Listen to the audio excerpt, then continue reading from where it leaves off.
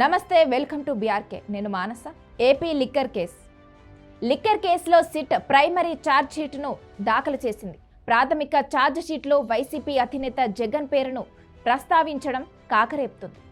వరుస పరిణామాలతో liquor case AP పాలిటిక్స్లో మరింత హీట్ పెంచుతుంది.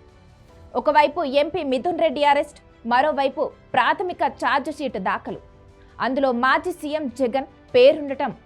ఇలా ఏపీలో లిక్కర్ కేసులో ఒకే రోజు సంచలనాలు క్రియేట్ అయ్యాయి. లిక్కర్ కేసులో 305 పేజీలతో ప్రాథమిక ఛార్జ్ షీట్ను దాఖలు చేసిన సిట్ పలు కీలక అంశాలు పొందుపరిచింది. ప్రైమరీ ఛార్జ్ షీట్లో జగన్ పేరు ప్రస్తావించింది. ఆయనకు తెలిసే లిక్కర్ స్కామ్ జరిగిందని పేర్కొంది. కేసులో మరో 8 మందిని నిందితులుగా చేర్చింది.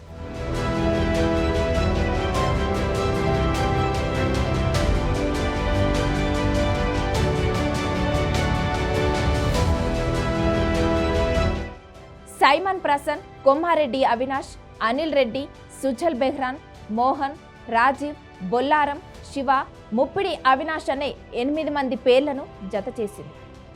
తాజా జాబితాలో లిక్కర్ కేసులోని నిందితుల సంఖ్య 48కి చేరింది. ఈ కేసులో ఇప్పటికే 11 మందిని అరెస్టు చేసిన సిట్ వారిని అనేక సార్లు విచారించింది. వాళ్ళ వాగ్మూలాలు, రిమాండ్ రిపోర్ట్లు, 100కు పైగా ఫోరెన్సిక్ ల్యాబ్ నివేదికలు, ఎలక్ట్రానిక్ పరికరాలను జత చేసి కోర్టుకు సమర్పించారు.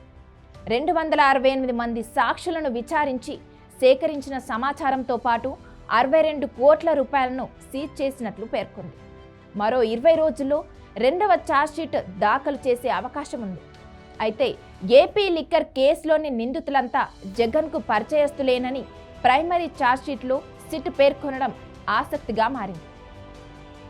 మరోవైపు ఏపీ మద్యం కేసులో వైసీపీ ఎంపీ మిథున్ రెడ్డిని సిట్ అధికారులు అరెస్ట్ చేశారు. లిక్కర్ కేసులో A4గా ఉన్న మిథున్ రెడ్డిని దాదాపు 6 గంటలకు పైగా విచారించిన సిట్ అధికారులు నోటీసులు ఇచ్చి అరెస్ట్ చేశారు. ఈ కేసులో మిథున్ రెడ్డిది కీలక పాత్ర పోషించినట్లు సిట్ భావిస్తోంది. లిక్కర్ అమ్మకాలను ఆన్లైన్ నుంచి మాన్యువల్కి మార్చడం వెనుక మిథున్ రెడ్డి పాత్ర ఉందంటోంది. లిక్కర్ లావాదేవీలను మిథున్ రెడ్డి పూర్తిగా తన నియంత్రణలోకి తీసుకున్నట్లు ఆరోపించింది. సొంత బ్రాండ్స్ మార్కెట్లోకి ప్రవేశపెట్టి వసూళ్ల నెట్వర్క్లో మిథున్ రెడ్డి కీలకంగా వ్యవహరిస్తున్నారంటోంది సిట్. మిథున్ రెడ్డి అరెస్టుతో ఏపీ లిక్కర్ కేసులో ఇప్పటివరకు అరెస్ట్ అయిన వారి సంఖ్య 12కు చేరింది.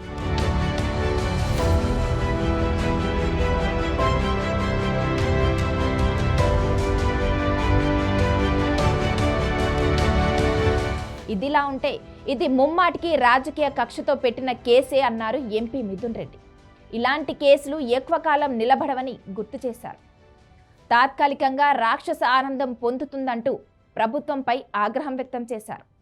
ఎలాంటి పరిస్థితులనైనా ధైర్యంగా ఎదుర్కొంటానని స్పష్టం చేశారు మిథున్ రెడ్డి.